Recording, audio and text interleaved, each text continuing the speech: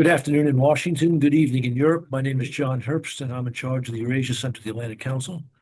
We have a wonderful event for you this afternoon, Washington time: drones, defense, and diplomacy, negotiations in the battlefield in Ukraine. And we have a distinguished group of people to discuss this with you. Deborah Kagan, who's a senior advisor at the Eurasia Center and a former senior official both in the U.S. State and Defense Departments. Hannah Hopko, the chairwoman of the board National Interest Advocacy Network, or ANTS. She was also the speaker, not the speaker, excuse me, the chairman of the Ukrainian Foreign Relations Committee in the Rada. We have Ambassador Bill Taylor, former U.S. ambassador to Ukraine. In fact, there is ambassador 2 times. And we have Konstantin von Egert, a Russian affairs analyst and a program host on Deutsche Welle. So we'll start with you, Deborah. Please tell us a little bit about Operation Spiderweb. What does this operation reveal about Ukraine's evolving warfighting capabilities and the trajectory of its defense innovation and how it affects the war? Thank you, John, and thank you for inviting me to be here today. I wanted to first say that Ukraine is possibly or probably the most innovative, dynamic, flexible, and agile military on the face of the planet right now. And they are able to do things that the old expression, necessity is the mother of invention, but it's also a credit to them teaching basic STEM skills at younger grades so that people know how to read a schematic when they're in grade school. They can look at something that's complicated engineering that someone like me would take 15 years to figure out, and they can learn this in 3 weeks. And they're an entirely different military than they were even 5 years ago. So I would argue that what we're seeing now is an entirely changed face of the battle space. We're seeing a country that has gone from an older Russian Soviet model of top heavy, where they are showing appreciation and respect for the younger soldiers who are out in the battle space, so that there's a two-way street going on where they actually listen to the people out in the field and they make innovations based on what they're hearing and how they have to address that. And as my colleague Ambassador Taylor knows, that's not the way wars have always been fought. And they've often been fought by not listening to the people who are actually doing the fighting and then wondering why you're not getting victories. So the transition for Ukraine has been nothing short of amazing. But I want to also say something else here. There are conclusions being drawn from the massive use of unmanned vehicles, drones, whatever you want to call them, UASs, that this is the total wave of the future of warfare. And whereas there's going to be more and more presence on the battle space of these unmanned vehicles that I think then allows you to keep your forces at a safer distance from incoming fire, it is only part of an overall strategy. And there is a mistake in assuming that drone warfare, that's it, this is the wave of the future. I think what we're seeing is this is an integral part of how you would prep the battle space for the future. And for example, how the Israelis used it to suppress air defenses before they flew aircraft in there. So they had an air corridor that was relatively safe before they used that. But I think it would be a strategic mistake for people to assume that you're going to have all unmanned warfare from now on, and that's it. This is just a component of what you would use and how you integrate it. And so I caution people not to jump to conclusions that that some of our high-tech community is saying, oh, good, I can just make these things and we'll never have anyone else on the battle space. It doesn't work that way. So I will say that. I can stop there, John, or go on forever. I'll come back to you. Thank you. Right. Bill, President Trump privately called Spiderweb a badass operation. And for those who are not familiar with colloquial American English, that means it's a good thing. And the Kremlin has complained that he did not criticize it. At the same time, Trump seemed to equate Ukraine's successful attack against Russian strategic weapons with Russia's savage bombing of Ukrainian cities and civilians. How might deep strikes within Russian territory shape the trajectory of the negotiations? And what developments are we seeing on the diplomatic front? So, John, first of all, thanks for having me on here with this great crew that you've got here. So the negotiations that you ask about don't show much signs of life at this point. Putin is going to have to be convinced that he can't win, and this deep strike, this spiderweb action that Deborah's just talked about, indicates that the Ukrainians are not giving up. That the Ukrainians are very much in the fight for the reasons that Deborah said. They will continue to be there. They've demonstrated capabilities that surprised the Russians. That showed that they've got the innovation, that they've got the technical skills to be able to keep this fight going, to take this fight deep into Russia, to go after the archer rather than the arrows, as Ben Hodges says. You don't try to shoot down the arrows; you go after the archer, and that's what the Ukrainians have shown that they can do. But what that says, John, for the negotiations is that the Ukrainians are in this and they're staying in this. They're tired. You and I have both been there. Hannah can talk about this. They would like to see this end on respectable terms, but they are continuing to fight. And this spiderweb does indicate that they've got the capability to continue to fight. The other thing is, as Deborah says, this is these unmanned vehicles, these drones, and electronic warfare more broadly, does bring to the fore the question about manpower, and the Ukrainians, again, going back to the effect on the negotiations.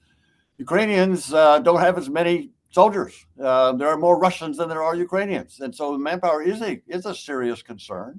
And again, the drones, the unmanned vehicles, Lancian Air, are one way. And Deborah's right; it's not going to change the whole thing, but it does indicate that they've got ways to deal with the manpower problem, and that gives them again the capability to continue. So, long story short, no real sign yet of negotiations, and probably won't be until the Americans put some real pressure on Putin to come to the table. The Europeans need to reinforce that. The Ukrainians are doing their job to demonstrate that they're in this. They're in this, and they're continuing to fight this. But it's going to take some real pressure on Putin to get him to negotiate.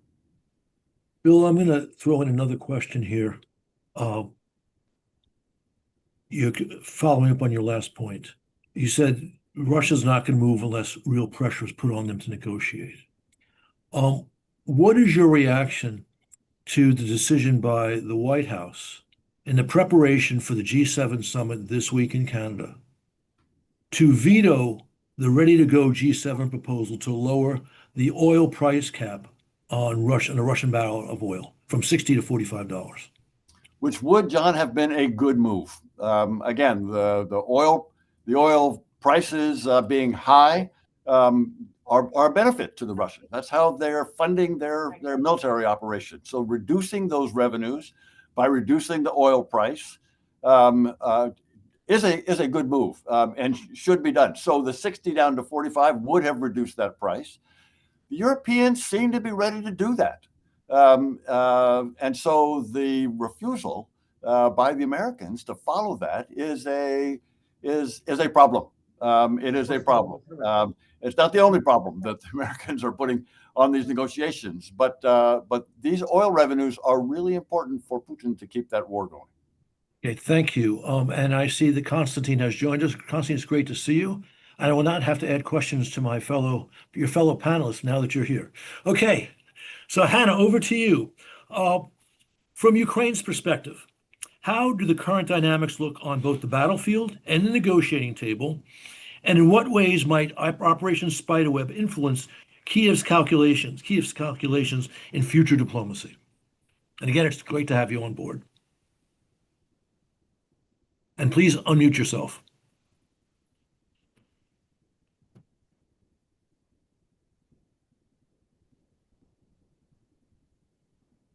Thank you, John, for inviting me.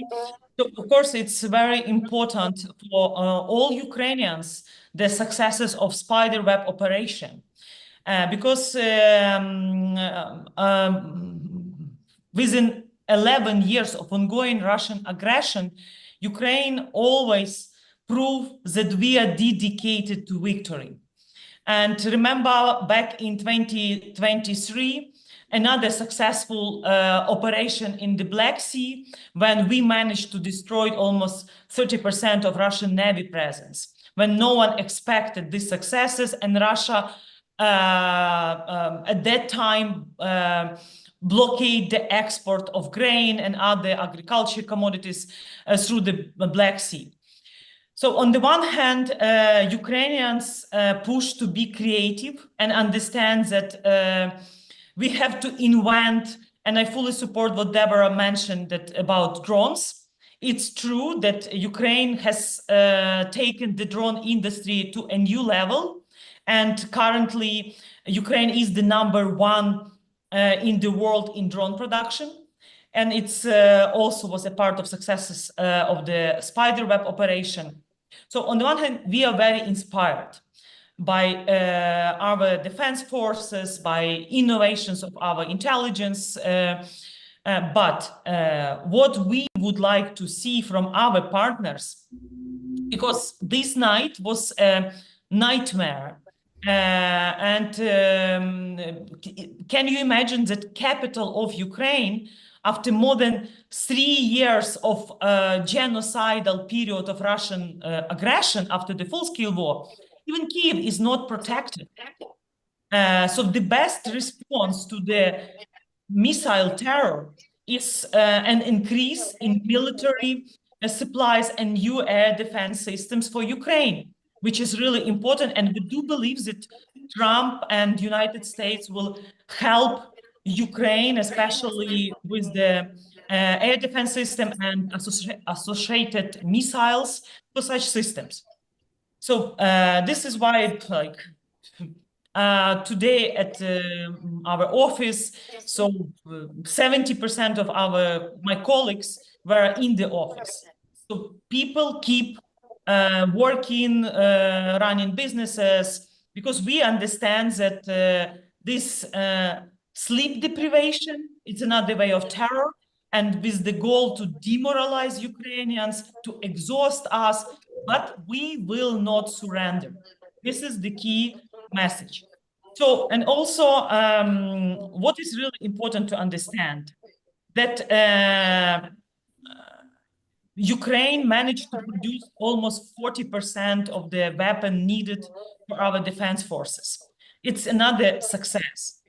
But for me, it's difficult to understand why, when European partners or Western partners are ready to invest into their defense systems about 3.5% of their GDP or even more, but from another side, their military assistance to Ukraine, to defense of Ukraine annually is less than 0.1% of Western GDP.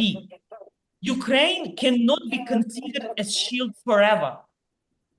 So this is really important. And I understand when Mark Rutte famously said, we are not at war, but we are certainly not at peace either.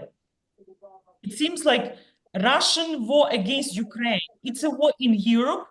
And I would like to see that this is war of Europe and more subjectivity of Europe, and a confiscation of Russian sovereign assets, increase in manufacturing weapons, preparedness for attack from Russia and axis of tyrannies. Because 11 years ago, when Russia started its aggression against Ukraine, Russia acted alone. Now, if you see the North Korean troops, Chinese citizens also engaged in the war, Iran helping Russia with drones, missiles, actually de-sovereignization of Belarus happened. So if someone thinks that they are not at war, so this is very naive understanding of the reality. So Ukraine is an asset with unique skills, unique experience, and we would like to contribute to the sustainable peace, but there is no readiness, no indication really that Russia is seriously considering peace or diplomacy. Let's be frank. As a former head of the Foreign Relations Committee, Mr. John, you remember your visits to Kyiv when there was Minsk I, Minsk II. Everyone was like believing that peaceful settlement, political diplomatic means will help us to achieve ceasefire. Even long-lasting ceasefire we've never seen in place when Russia was preparing for the full-scale war. And you also, for last 4 months, we've seen how Putin refused to meet Zelensky when Trump proposed this idea. So unfortunately, Putin and Russia is preparing to new escalation, new offensive operations, and new attacks.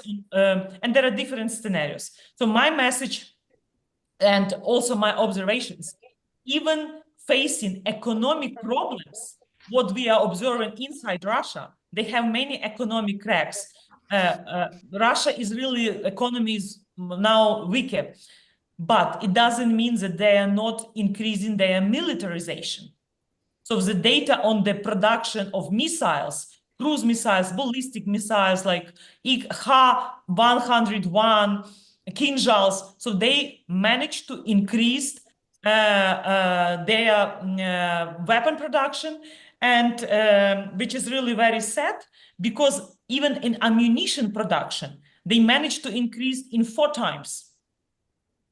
So let's learn the lessons and not always hope that Ukraine will surprise by, like we did with liberation of Kherson in 2022, then destroying Russian Navy, not having Navy in 2023, then a successful drone operation and in 2024, and now Spiderweb. So let's finally understand that decoupling Russia from China is impossible, and we have to be ready for the confrontation fight with Russia. Anna, thank you very much for that comprehensive answer. Konstantin, I've got a bunch of questions for you all rolled into one. First, Russia's reaction to Spiderweb seems to be simply a doubling down on its already extensive and savage bombing of Ukrainian cities and civilians. Is there something else to come, do you think, besides more of the old stuff? And was the Spiderweb operation and the subsequent Ukrainian use of drones to destroy Russian tanks heading to the front, not at the front, a political problem for Putin? First and foremost, thank you very much for the invitation, and sincere apologies for not joining on time.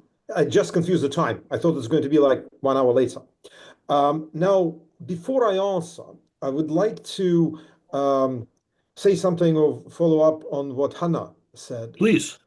Alas, and I think the situation to some extent is even worse, because what we've seen in the last few weeks is actually Russian central bank lowering the rate, which means that all these technocrats surrounding Putin, and Nabiulina and Silvanov, Manturov, and the rest of them, they feel, well, fairly confident that they are controlling the inflation, which, as we know, potentially has big explosive sort of, could be quite an explosive issue in any country, but in Russia, definitely. So I would say that the economic performance of Russia, I mean, although there are tensions, definitely, we should not assume that it will work itself and basically help weaken Putin's position. Now to your questions. First and foremost of all, a very brief answer to the Spiderweb response. Yes, more terror against civilians, because Putin does not have, so far at least, or at least we do not know whether he prepares something, but so far he doesn't seem to have any kind of Wunderwaffe to change the situation at the fronts in a quick way, or to respond in kind militarily to Ukraine. It seems that the Ukrainians are really good at strategizing things, because this operation was not prepared in 2 weeks. That's very clear.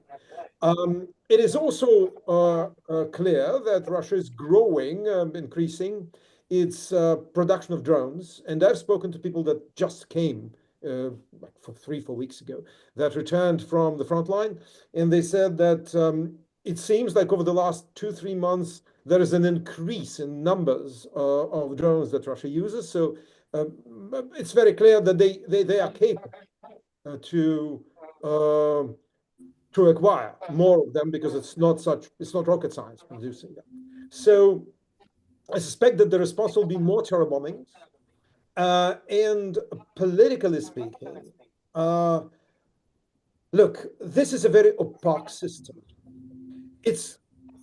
You can say that just on the human level, clearly, people should be asking questions. All these officers and FSB guys, when they go to their saunas and switch on the steam, to the full in order to avoid being overheard or bugged, maybe they are saying something, like, this is corruption. The people that execute this stuff, people that go to war, are really not professional. But I think that we should not presume that this weakens him in the short term. What I would pay attention to is definitely the Israeli strikes against Iran. This is something that's going to be extremely worrying for the Kremlin, because this is an amazing operation so far, militarily speaking. We are not presuming regime change anytime soon, but that in certain circumstances such operation could lead to regime change is something that Putin will be taking definitely on board. And in this respect, I'm certain that he'll be looking more for signs of internal dissent.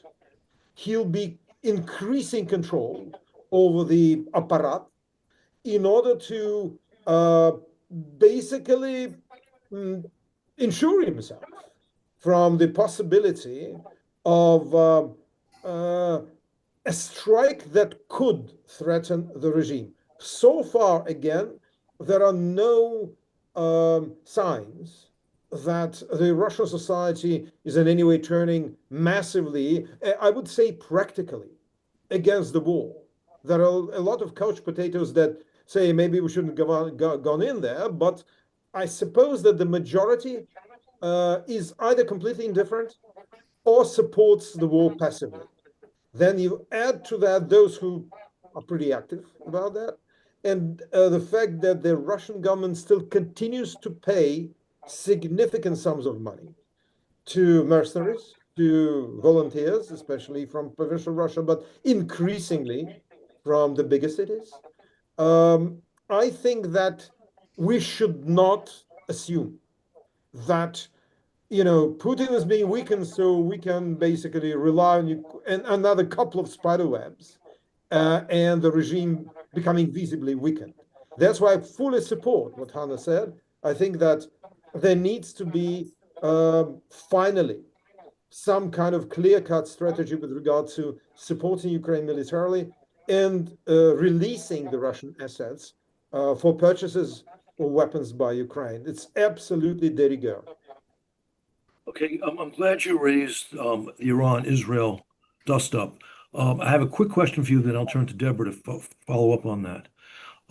What do you make of the statement by Yurkin Strelkov? And for our audience, he's the Russian adventurer who was very much involved in all the nasty Russian aggression in Ukraine in the beginning, both in Crimea as well as in Donbass, who's sitting in jail because he's considered an arch nationalist.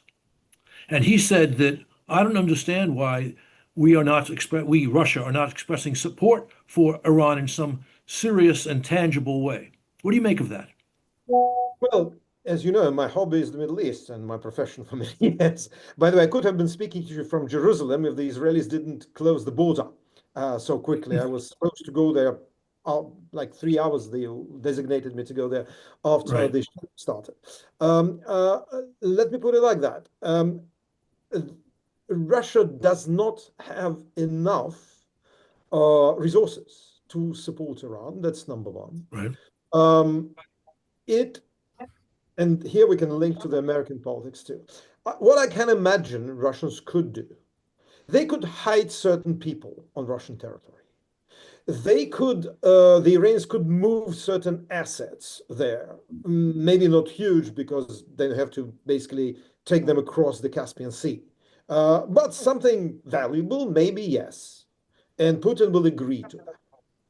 In theory, and we're not talking about all these UN resolutions, Nebenza talking in New York, it's completely irrelevant. It's irrelevant for the Iranians, it's irrelevant for Netanyahu, who knows what they're going to say. It's completely, but no, let's forget about it.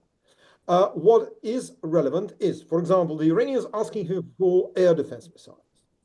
Here, I can imagine that he can give some air defense systems to the Iranians in case he has enough for himself, because we have to remember that he is waging war against Ukraine.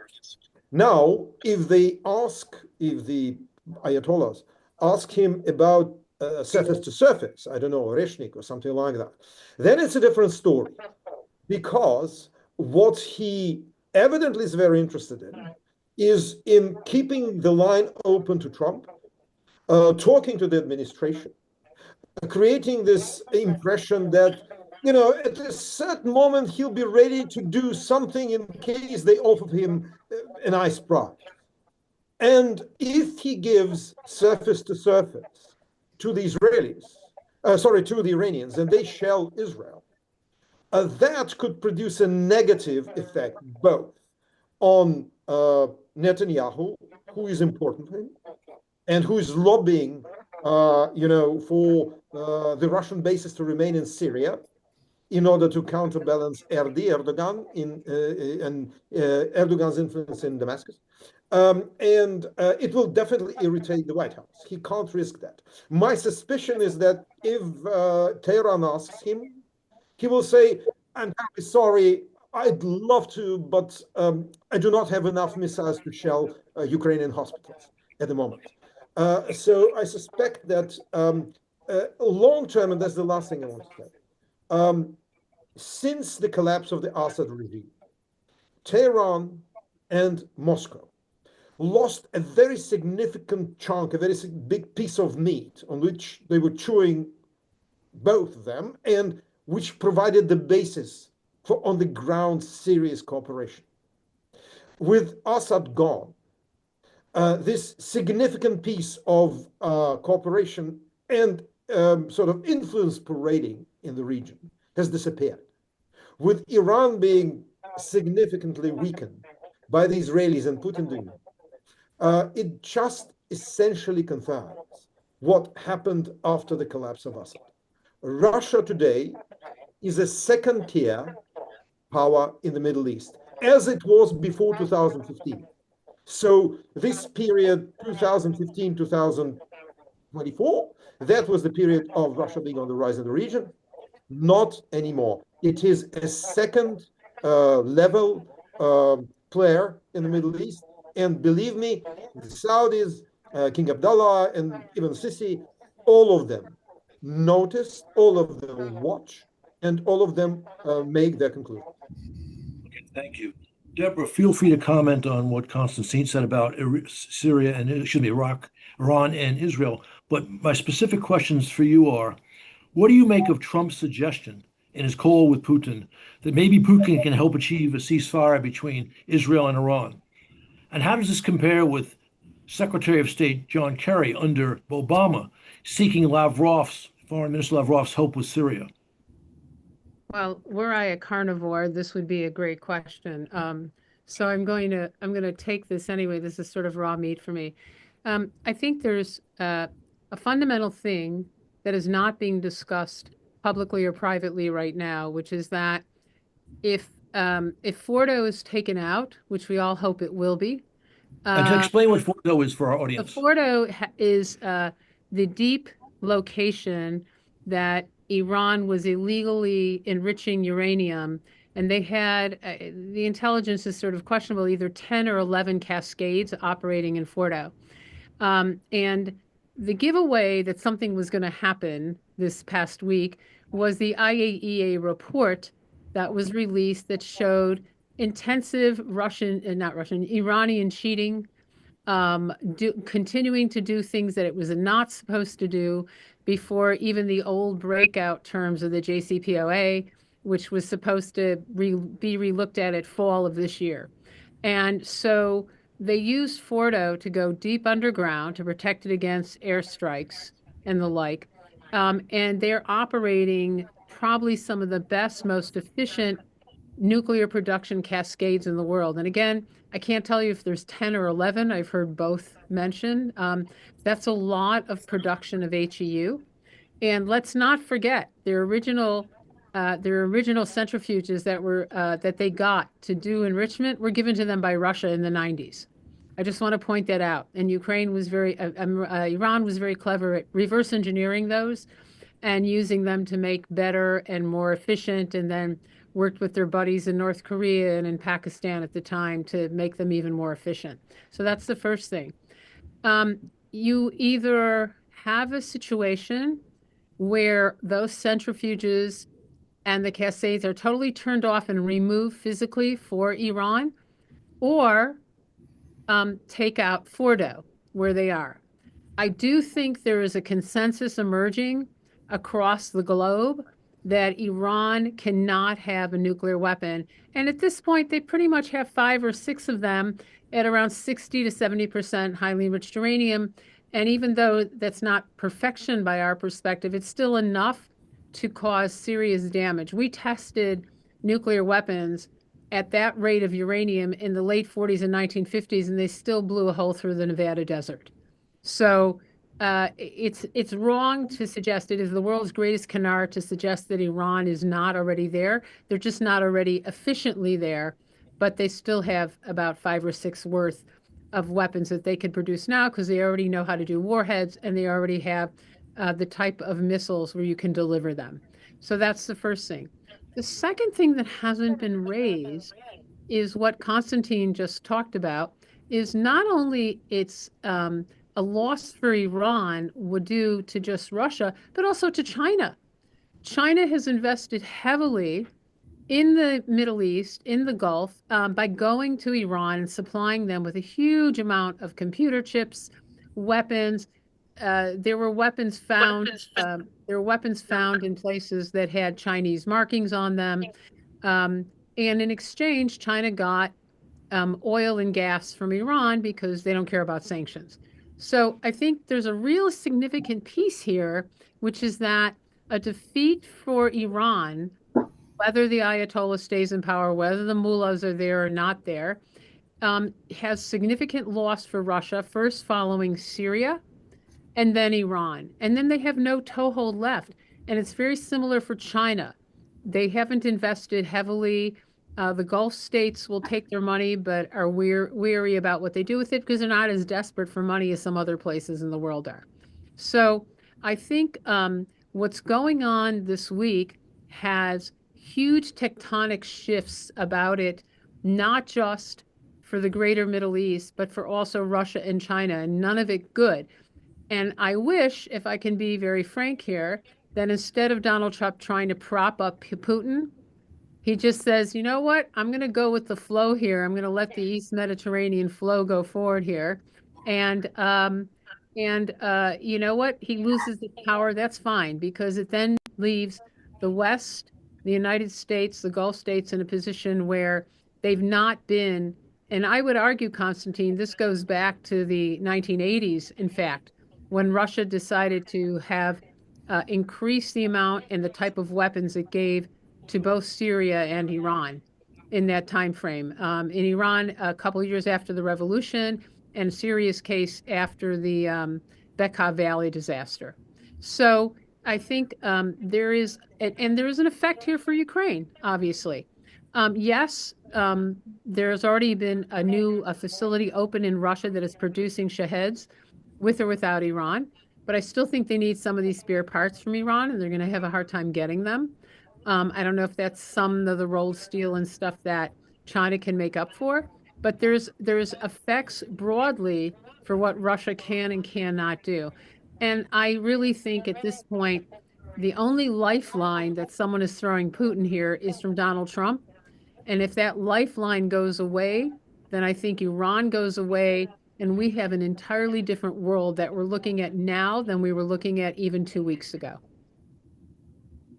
Thank you.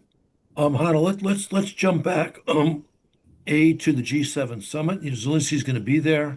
Trump, of course, has left, so there's not going to be a Zelensky-Trump meeting. Do you expect anything for Ukraine coming out of the G7 summit, and also looking ahead to the upcoming NATO summit? So, of course, Ukraine membership in NATO is the most cost-effective step, but unfortunately, there is no political will or understanding why Ukraine is an asset. Because after the full-scale war, Ukraine signed almost 30 bilateral security agreements. Of course, it's not about security guarantees, but observing the situation in the battlefield and Spiderweb operation and others, we could definitely say that Ukraine is not a shield, but a security guarantor for the eastern flank of NATO countries. So we, for all these 3.5 years of the full-scale war, we protected and contributed to the European security. But what are the expectations?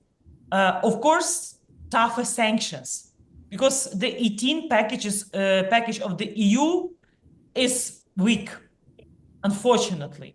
So when we are talking about Russian economic problems, so banking sector is one to go to impose sanctions, but not on another 30 banks.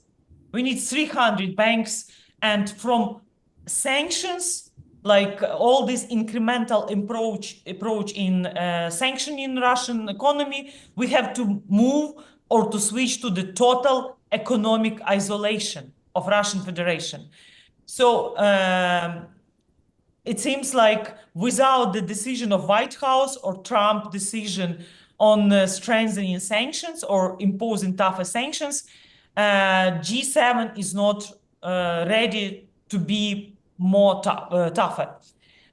Also, on weapon, this night definitely showed what are the needs of Ukraine and where our partners could contribute faster and the most to save lives in Ukraine and to protect civilians, critical energy infrastructure. This is really important. We need also missiles to our air defense systems and more air defense systems. We need to be prepared for the winter, knowing that Russia will keep weaponizing winter, trying to destroy our critical energy infrastructure. Also on, as I mentioned previously, confiscation of Russian sovereign assets.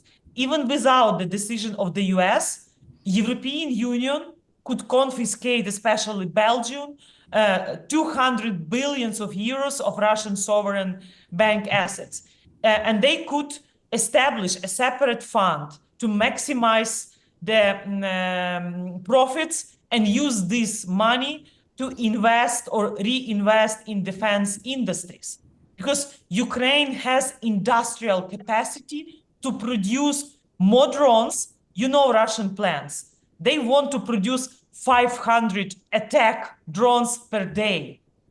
So we need to do minimum the same together with our partners. So there is a huge potential for our partners to invest more in defense industry, especially in drone production. This is the key. Also on the blockade of trade and so-called shadow fleet in the Baltic Sea. So it's the decision which we wait that finally happens. And but the key is here that we understand that NATO is more afraid of Trump leaving Europe than probably Russian threat, because they are not prepared for all years of Russian aggression against Ukraine. It seems like no one was preparing for independence.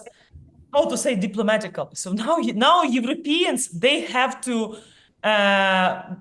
choose, not to choose. On the one hand, this coalition of willing. Remember the visit to Kiev by European leaders. We expected that their statements, the tougher sanctions, if Putin is not ready to sit, negotiate, and agree on ceasefire, where is this tougher sanctions? This is really important, and also on the previously mentioned oil prices and the price cap. So there are other ways how to increase price for Russia and make more pressure for them to reconsider their decision to continue a war. And actually, but I don't see this understanding that this is not the war against Ukraine, but this is Europe already is a hybrid war, and it's important to demonstrate leadership and not just enhance Ukraine's air defense capabilities, but actually to be part of this. And remember, we also advocating for Sky Shield for Ukraine to protect our energy infrastructure. And we need more fighter jets. We need more joint trainings for the pilots and the humanitarian military missions, which could be in Ukraine, also learning experience from Ukrainian defense forces. Okay, we're fast running out of time. Bill, if I could ask you to hold your answer to less than 5 minutes. On the domestic front in the U.S., Republican senators are intensifying calls to hold Putin accountable for obstructing peace. And there's also some frustration growing within the Trump administration regarding Russian obstructionism. At the same time, Secretary Rubio sent a message to the Russian people criticized by skeptics as at best tone deaf. Do you see the administration aligning more closely with these congressional voices? Will there be a change in the administration, putting serious pressure on the Kremlin? John, I wish I could say yes. I wish I could say yes. But the comments that you just mentioned from Secretary Rubio, the comments from President Trump in Alberta at the G7 don't indicate that there is a shift. You rightly recognize that there is a strong majority of senators, Republicans and Democrats, that are ready to put real sanctions on nations that buy oil and gas and other things from the Russians. So there are some 82 or 3 senators who are willing to sign on to an anti-Russia, pro-Ukraine bill, and there's a move in the House as well. This is to say that the American people and the Senate are clearly in support of Ukraine and opposed to Russia, but we don't see that coming out from this administration. We don't see that yet. I'd be very interested in Konstantin's answer to your question, John, about the effect of Secretary Rubio congratulating the Russian people on the Russia Day. I'd love to hear that. So, not surprisingly, Bill, you've anticipated my question. I'm sure I did. But on Hannah's point, I think Hannah made a very good point that is illustrated at the G7, and that is the Europeans have to step up. And President Trump leaves. The Europeans and Canada are there, and they can take some steps. They can seize those assets, as Hannah says. Those are the kinds of things that the Europeans have to do at this point, because until something changes here in Washington, it's going to be the Europeans that are going to provide the support to the Ukrainians. Okay, thank you. Konstantin, 3 minutes, please, so we can get at least 2 questions from the audience. Again, your view of the Rubio message to the Russian people. How is that perceived, especially in the Kremlin, but also more broadly in Russia? Well, I don't think that in Russia anyone cared that much about the message. I mean, like if we're talking about public opinion, it's notoriously difficult to measure. And people don't pay attention to that. In the Kremlin, I can guarantee you, I mean, I don't live in Putin's mind, luckily, but certainly it was perceived as a sign of weakness. And that's exactly the type of action that helps to perpetuate Putin's procrastination, imitative procrastination, and to continue this situation, which basically there are no decisions in the Senate, and there is this perpetual race for some kind of elusive beginning of peace. So I think that politically speaking, that was very strange, and I think comparison to John Kerry is not out of order here. I think that maybe this administration could be perceived very soon as indecisive and weak in dealing with the Kremlin as the later Obama administration was. Okay, thank you for that admirably brief response and an excellent response. Okay, questions from the audience. Hannah, if you could answer this question in 2 minutes, I'd be very grateful. The question is this: given the many signs of President Trump's deference to Putin, is there any evidence to suggest that this administration will not abandon Ukraine in its defensive war against Russia? And that's from Father Andrzej Chirovsky of the Sheptytsky Institute. Please, 2 minutes or less.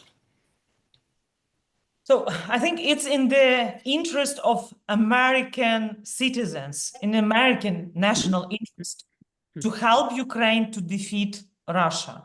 So Ukrainian president, Ukrainian officials, and we are all, on the one hand, very thankful to American people standing with us.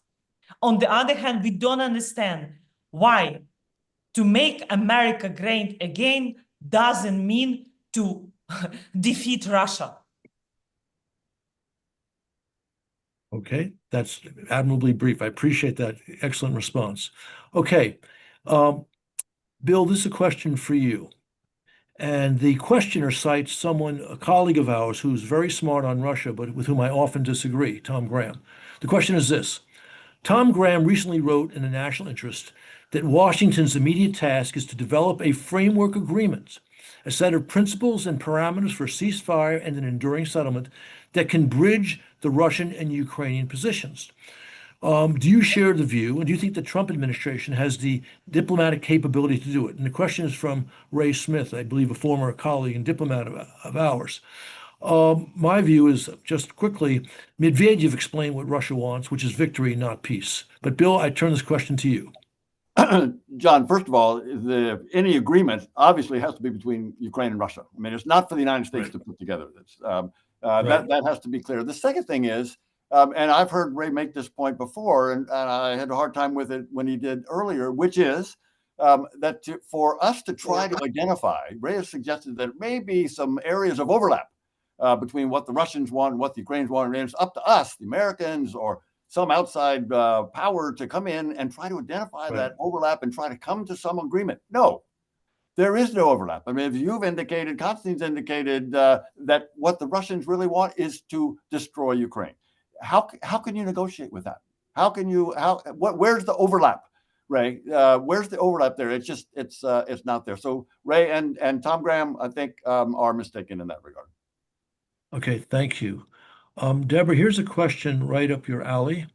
It's from Alex Danes. The question is this: the war in Ukraine, and particularly Spiderweb, has shown the rise of cheap technology, drones, and AI on the battlefield, technologies that are available to many other states and non-state actors. What can the West do now to ensure combat readiness against this threat? What does it stand to lose if it fails to learn the lessons from the war in Ukraine? Boy, that's worth a whole nother session. Suffice it to say that I think, to quote a former OSD colleague, by not continuing to keep our military advisors working with Ukraine and Europe, we are losing more than Ukraine is, because the way the war has shifted, we are getting many more lessons from them than they are from us. And we have now cut off our nose to spite our face to take our guys out of this, because we're not learning as much as our European friends who are learning, who are still in the game. So that's a real strategic blunder. But more importantly, and I'm sorry, I wanted to raise this when Konstantin was talking and Hannah was talking, and I really have to say this.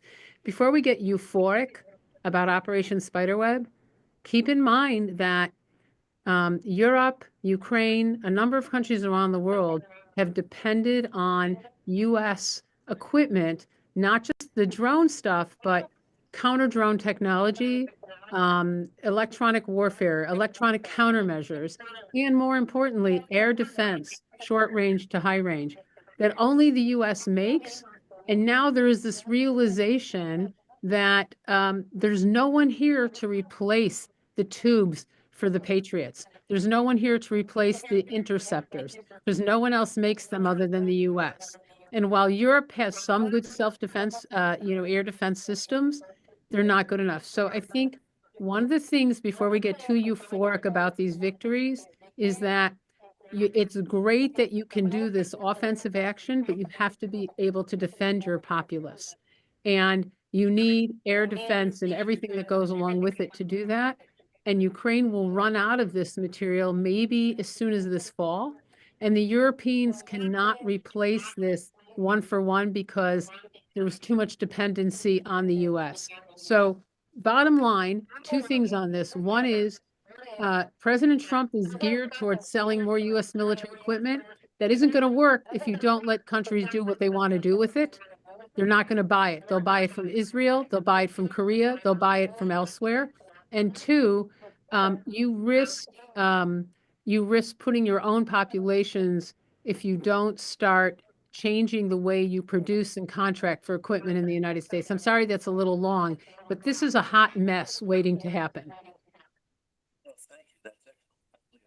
I made a mistake before asking Deborah that question. I should have given you a chance to comment on Tom Graham's thesis regarding developing this framework agreement. What do you think about that?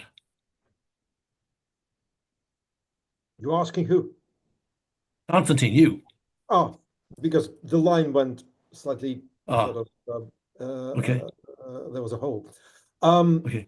I do not believe in any kind of negotiated solution anytime soon. For the negotiated solution, there needs to be a very clear condition. Putin should feel that he's massively losing this war, and this loss could threaten his regime. So far, there are no signs that this is the case. I think that, moreover, I suppose that if the Senate finally adopts this package of secondary sanctions, Putin will feel the necessity to escalate, and probably escalate not in Ukraine, where it will be quite difficult, but maybe via a provocation on already in NATO, sovereign NATO territory. In this respect, I refer you to this interview of Bruno Kahl, the outgoing chief of Bundesnachrichtendienst, the German intelligence, who portrayed this scenario. And I think once we discussed it several years ago at the Atlantic Council. I think that Putin's goal is not signing some kind of treaty which will eventually say that a village in the Donetsk Oblast will become Russian. No. The political goal of this campaign is essentially putting a puppet government in Kiev in place, and secondly, a political defeat of NATO, and showing the world that NATO is a paper tiger.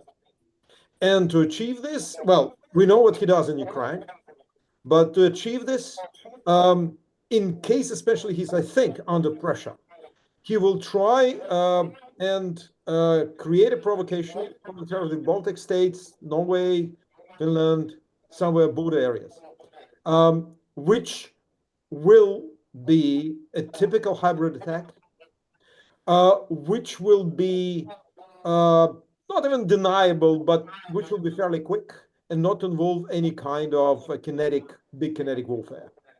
After which he will sit down and wait for the North Atlantic Council, to meet in Brussels on whichever level, and to see all the usual suspects.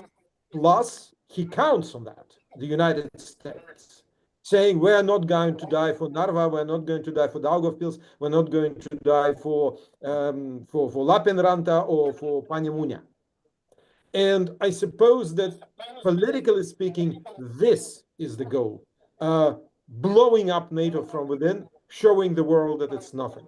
And I think that he may try this type of escalation as long as the current administration is in the White House and as long as the German brigade is not yet in Lithuania.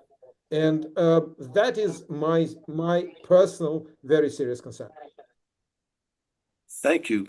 Okay, Han, I'm going to give you the Sorry last for word. We have taking so one. much time, of course. No, it's all good. Thank you. One question should take you a minute, less than a minute to answer. It's from Marcy Trainer. Are recent exchanges of prisoners and prisoner bodies of fallen soldiers indicators of genuine goodwill from Moscow?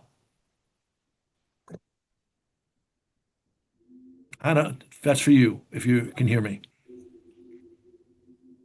So Russian unconditional withdrawal of their troops from Ukrainian territory. And Russia must pay. So what's about justice?